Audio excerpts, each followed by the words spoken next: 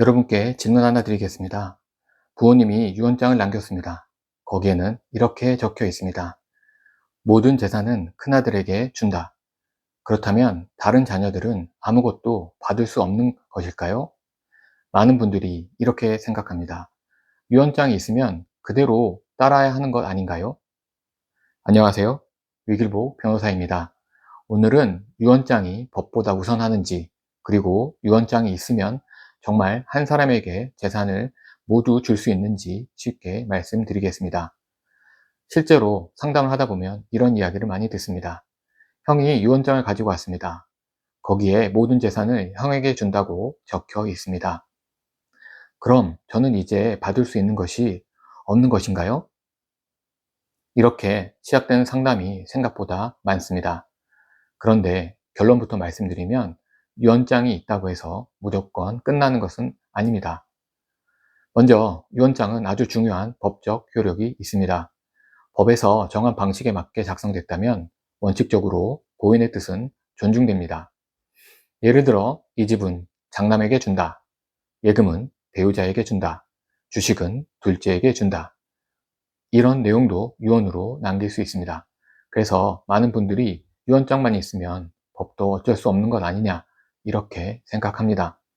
하지만 여기서 꼭 기억하셔야 할 것이 있습니다.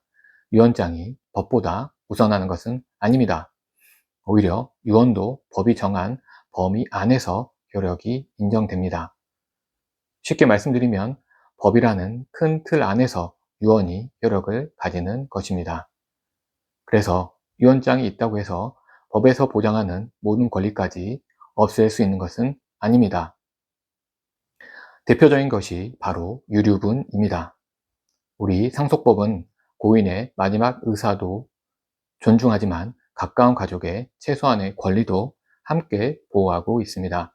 그래서 부모님이 모든 재산을 큰 아들에게 준다, 이렇게 유언을 남겼더라도 상황에 따라서는 다른 상속인이 권리를 주장할 수 있는 경우가 있습니다. 반대로 큰아들 입장에서도 유언장에 내 이름이 있으니까 이제 아무 문제 없겠네, 이렇게 생각하면 안 됩니다. 실제로는 그 유언장 때문에 형제들이 소송을 하는 경우도 적지 않습니다. 상담실에서도 두 분 모두 같은 말을 합니다. 한쪽은 유언장이 있으니까 끝난 거다 라고 이야기하고, 다른 한쪽은 그래도 내 권리가 있는 것 아니냐 라고 이야기합니다. 그런데 두 분 모두 법을 정확히 알기 전까지는 섣불리 결론을 내리고 있는 경우도 많습니다. 결국 중요한 것은 유언장이 있느냐 없느냐가 아닙니다. 그 유언이 법적으로 어디까지 효력이 있는지를 확인하는 것입니다. 누가 상속인인지, 유언은 적법하게 작성됐는지, 부모님이 살아계실 때 특정 자녀에게 재산을 미리 준 적은 없는지, 현재 나와 있는 재산은 무엇이 있는지, 이런 여러 사정을 함께 살펴봐야 합니다. 그래서 저는 상담을 하면서도 유언장만 보고 끝났습니다, 또는 무조건 받을 수 있습니다 라고 말씀드리지 않습니다.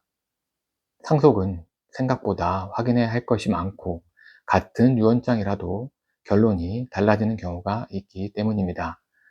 혹시 부모님이 특정 자녀에게 재산을 모두 남긴다는 유언장을 작성했다고 해서 나는 이제 아무 권리도 없겠구나, 이렇게 생각하고 계셨다면 혼자서 결론부터 내리지는 마시기 바랍니다. 반대로 유언으로 재산을 모두 받은 분도 유언장이 있으니까 절대 문제없다, 이렇게 단정해서도 안 됩니다. 상속은 유언장 한 장만 보고 판단하는 문제가 아닙니다. 유언장도 중요하지만 그 유언이 법 안에서 어떤 효력을 가지는지 살펴보는 것이 더 중요합니다. 고정 댓글에 있는 영상을 클릭하시면 상속 재산을 독식한 형제가 있는 경우 어떻게 대처해야 하는지 알 수 있으니 참고하시기 바랍니다. 감사합니다.